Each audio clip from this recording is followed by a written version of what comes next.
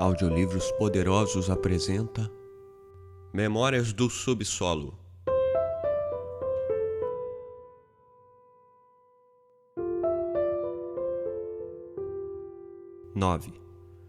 E corajosa e livremente em minha casa entra a Senhora e Soberana, do poema de Nekrassov já citado. Achava-me em pé diante dela, abatido, humilhado, repulsivamente envergonhado, e ao que parece sorria, procurando com todas as forças cobrir-me com as abas do meu roupãozinho de algodão, poído, exatamente como ainda há pouco eu imaginara no momento de desânimo. Decorridos alguns instantes, Apollon, que estivera ali parado, mais alto que nós, afastou-se, mas não me senti aliviado com isto. O pior foi que ela também ficou de repente confusa, e de um modo tal que nem eu esperava. Isto se deu quando me olhava, está claro. Sente-se, disse eu maquinalmente, pondo para ela uma cadeira junto à mesa e sentando-me no divã. Obedeceu-me no mesmo instante, dirigindo para mim os olhos bem abertos e provavelmente esperando que eu fizesse algo. Aquela ingenuidade foi justamente o que me enfureceu, mas contive-me. Eu poderia esforçar-me em não reparar em nada, como se tudo se passasse da maneira mais natural e senti confusamente que ela haveria de me pagar caro por tudo aquilo. Você me encontrou numa situação esquisita, Lisa. Comecei gaguejando, sabendo que era justamente daquele modo que não devia começar. Não fique imaginando coisas, exclamei, vendo que ela de súbito corara. Não me envergonho da minha pobreza, pelo contrário, orgulho-me dela. Sou pobre, mas nobre de caráter. É possível ser pobre e ter nobreza, balbuciei. Bem, você quer chá? Não, começou ela. Espere. Levantei-me de um salto e corri para chamar Apollon, bem que me era necessário sumir em alguma parte. Apollon, murmurei numa fala apressada e febril, atirando na sua frente os 7 rublos que estiveram o tempo todo em meu punho. Aí está o seu salário, como vê, entrego-lhe, mas em compensação deve salvar-me. Traga-me imediatamente da taverna chá e 10 torradas. Se você não quiser ir, fará uma pessoa infeliz. Você não sabe que mulher ela é tudo. Você talvez esteja pensando alguma coisa, mas não sabe que mulher ela é. Apollon, que já se sentara para trabalhar e tornara a pôr os óculos, a princípio espiou de viés o dinheiro em silêncio sem largar a agulha. A seguir, sem me dedicar a mínima atenção e sem me responder nada, continuou a lidar com o fio de linha que ainda estava enfiando na agulha. Fiquei uns 3 minutos à espera, parado diante dele, os braços à la Napoleão. Tinha as têmporas molhadas de suor, sentia que devia estar pálido, mas graças a Deus, olhando-me, ele provavelmente ficou com pena.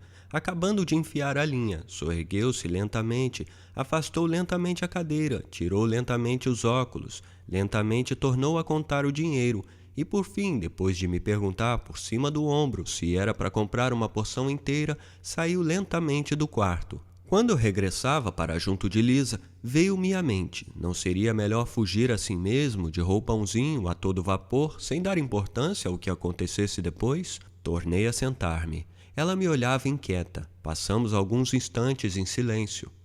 Vou matá-lo, exclamei de repente, batendo com força o punho na mesa, de modo que a tinta espirrou para fora do tinteiro. Ah, que é isto? Gritou ela, estremecendo. Vou matá-lo, exclamava eu com voz esganiçada, batendo na mesa e, ao mesmo tempo, compreendendo perfeitamente como era estúpida aquela cólera. Você não sabe, Lisa, o que este carrasco é para mim. É o meu carrasco. Foi agora comprar torradas, ele. E de repente eu me desfiz em lágrima. Era uma crise. Tinha tanta vergonha em meio aos soluços, mas não podia mais contê-los. Ela assustou-se. O que tem? Mas o que é que tem? Exclamava, agitando-se em torno de mim. Água, quero água, está ali, balbuciava eu, a voz fraca, compreendendo aliás no íntimo que poderia muito bem passar sem água e não murmurar debilmente, mas eu, por assim dizer, representava para salvar a decência, embora a crise fosse verdadeira. Serviu-me água, olhando-me como que perplexa. Nesse instante, Apollon entrou com o chá. Tive de súbito a impressão de que aquele chá comum e prosaico era terrivelmente indecoroso e miserável depois de tudo o que sucedera, e corei. Lisa olhava para Apollon e estava até assustada. Ele saiu sem nos olhar. Lisa, você me despreza? disse eu, olhando-a fixamente, tremendo de impaciência por saber o que ela pensava. Ficou confusa e não soube responder. Tome o chá, disse eu com rancor. Eu estava enraivecido contra mim mesmo, mas naturalmente ela é que devia sofrer as consequências. Um rancor terrível contra ela ferveu de chofre em meu coração. Era capaz de matá-la ali mesmo, parecia-me. Para me vingar dela, jurei mentalmente não lhe dizer mais nenhuma palavra enquanto estivesse ali. Ela é que é a causa de tudo, pensava. O nosso silêncio durava já uns 5 minutos. O chá estava sobre a mesa, não o tocamos. Eu chegara a um estado tal que, de propósito, não queria começar a tomá-lo, a fim de tornar a situação dela ainda mais penosa. E ela sentia embaraço em começar. Por algumas vezes olhou-me com uma perplexidade triste. Eu, obstinado, calava-me. O maior sofredor, sem dúvida, era eu próprio, pois percebia completamente toda a repulsiva baixeza da minha rancorosa estupidez e, ao mesmo tempo, não podia de modo algum conter-me. Eu quero sair de lá de uma vez, começou ela, com o propósito de romper o silêncio, mas coitada. Justamente disso é que não se devia começar a falar, num momento que já era assim estúpido, a um homem tão estúpido como eu. O meu coração ficou dolorido de compaixão, vendo a sua falta de jeito e retidão desnecessária, mas algo disforme esmagou em mim no mesmo instante toda a compaixão e até me espicaçou ainda mais. Que se perca tudo no mundo. Passaram-se mais 5 minutos. Eu não vim estorvá-lo? Insinuou ela com timidez, quase imperceptivelmente, e começou a levantar-se. Mas apenas vi esta primeira explosão de dignidade ofendida. Fiquei trêmulo de furor e imediatamente perdi a contenção. Diga-me, por favor, para que veio à minha casa? Comecei perdendo o fôlego e até mesmo sem atentar para a ordem lógica das minhas palavras. Eu queria dizer tudo de uma vez, numa rajada, nem me preocupou sequer saber por onde começar. Por que você veio? Responda, responda, exclamava, quase perdendo a consciência de mim mesmo. Vou dizer-lhe, mãezinha, para que veio aqui. Veio porque eu disse então a você palavras piedosas. Pois bem, você ficou enternecida com elas e agora quis ouvir de novo palavras piedosas. Pois saiba de uma vez que eu então estava rindo de você e agora também rio. Por que está tremendo? Sim, eu ria. Eu tinha sido ofendido ao jantar pelos que estiveram naquela casa antes de mim. Fui até lá para espancar um deles, um oficial, mas não deu certo. Não o encontrei. Tinha que desabafar sobre alguém o meu despeito, tomar o que era meu. Apareceu você e eu descarreguei sobre você todo o meu rancor. Zombei de você. Humilharam-me e eu também queria humilhar. Amassaram-me como um trapo e eu também quis mostrar que podia mandar. Eis o que aconteceu, e você pensou que eu fui para lá de propósito para salvá-la, não? Você pensou isto? Você pensou isto? Eu sabia que talvez ela ficasse confusa e não compreendesse os pormenores, mas sabia também que compreenderia admiravelmente o essencial. E foi o que sucedeu. Ficou branca como um lenço. Quis dizer algo. Os seus lábios torceram-se com expressão doentia, mas caiu sobre a cadeira como que decepada a machado. E durante todo o tempo que se seguiu, ouviu-me de boca e olhos abertos, com o tremor de um medo terrível. O cinismo das minhas palavras esmagara-a.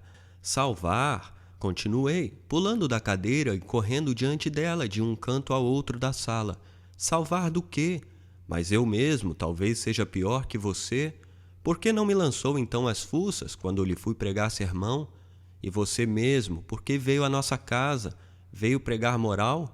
Eu precisava então ter poder, precisava de um jogo, precisava conseguir as suas lágrimas, a sua humilhação, a sua histeria. Eis do que eu precisava então. Mas eu próprio não suportei isto, porque sou um crápula. Assustei-me e o diabo sabe para quê, dei de bobo o meu endereço a você. Em seguida, ainda antes de chegar em casa, já eu a xingava a mais não poder, justamente por causa desse endereço. Eu já odiava você porque lhe mentira então, porque eu quero apenas jogar com as palavras, devanear mentalmente, mas na realidade, sabe do que eu preciso? Que vocês todos levem a breca de uma vez. Aí é que está. Preciso de tranquilidade. Agora mesmo sou capaz de vender o mundo todo por um copeque, para que não me importunem. Que o mundo leve a breca ou que eu deixe agora de tomar o chá? Direi que acabe o mundo, mas que eu sempre possa tomar o meu chá. Você sabia disso ou não? Bem, quanto a mim, sei que sou um canalha, um patife, um egoísta, um preguiçoso. Nesses 3 dias, tremi de medo que você viesse. E sabe o que me inquietou, de modo particular, em todos esses 3 dias? Foi que então me apresentei tão heróico diante de você, e de repente você me veria indigente, repulsivo, com este roupãozinho esfrangalhado. Eu lhe disse há pouco que não me envergonhava da minha pobreza, pois saiba que me envergonho. Sim, envergonho-me disso mais do que qualquer outra coisa. Temo-a acima de tudo, mais do que se eu roubasse, porque sou tão vaidoso, como se me tivessem arrancado a pele e o simples ar me causasse dor. Mas será possível que até agora você não tenha compreendido que eu nunca lhe perdoarei o fato de me ter encontrado com este roupãozinho quando eu me lançava sobre Apolon como um cachorrinho raivoso? O ressuscitador, o ex-herói, atira-se como um vira-lata vagabundo e cabeludo contra o seu criado, e este ri dele. E nunca desculparei também a você as lágrimas de há pouco, que não pude conter, como uma mulher envergonhada. E também nunca desculparei a você as confissões que lhe estou fazendo agora.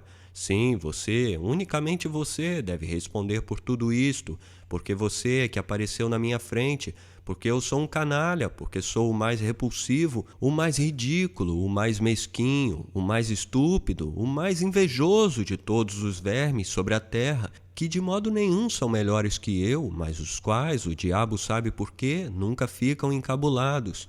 E eu vou receber assim toda a vida, piparotes da primeira lêndia que aparecer. É uma característica minha. E o que tenho eu a ver com o fato de você não compreender nada disso? E que tenho eu também com o fato de que você esteja se perdendo ou não naquela casa. Mas compreende você, como agora, depois de lhe contar tudo isto, vou odiá-la porque esteve aqui e me ouviu? Uma pessoa se revela assim apenas uma vez na vida, e assim mesmo, somente num acesso de histeria. Que mais você quer? E por que depois de tudo isto você fica aí espetada na minha frente? Por que me tortura e não vai embora? Mas aí deu-se um fato estranho. Acostumara-me a tal ponto a pensar e a imaginar tudo de acordo com os livros, e a representar a mim mesmo tudo no mundo como eu mesmo anteriormente compusera nos meus devaneios, que então nem compreendi imediatamente aquele estranho fato. E eis o que sucedeu. Ofendida e esmagada por mim, Lisa compreendera muito mais do que eu imaginara. Ela compreendera de tudo aquilo justamente o que a mulher sempre compreende em primeiro lugar quando ama sinceramente, isto é, compreendera que eu mesmo era infeliz. A expressão de susto e de dignidade cedeu princípio em seu semblante a uma perplexidade amargurada, e quando eu comecei a chamar-me de canalha e crápula, quando me correram as lágrimas, proferi toda esta tirada com lágrimas, todo o seu rosto se contorceu em não sei que convulsão. Quis levantar-se, deter-me, e quando acabei de falar, não foi para os meus gritos que ela dirigiu a atenção. Para que está aqui? Por que não vai embora? Mas para o fato de que provavelmente era muito difícil a mim mesmo dizer tudo aquilo. E estava tão aniquilada a pobre, considerava-se infinitamente inferior a mim. Como poderia, pois, ficar zangada, ofender-se?